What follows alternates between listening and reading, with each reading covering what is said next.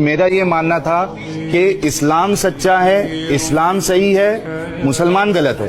آج میری سوچ ہے مسلمان اچھا ہے، پرابلم اسلام میں ہے۔ اور اللہ ظالم لوگوں کو ہدایت نہیں دیا کرتا۔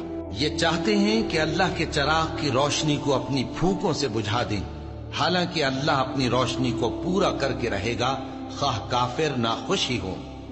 وہی تو ہے جس نے اپنے پیغمبر کو ہدایت اور دین حق دے کر بھیجا تاکہ اسے سب دینوں پر غالب کرے، خواہ مشرکوں کو برا ہی لگے۔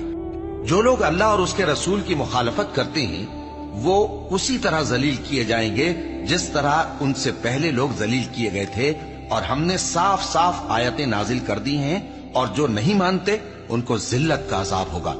جس دن اللہ ان سب کو جلا اٹھائے گا تو جو کام وہ کرتے رہے ان کو جتائے گا۔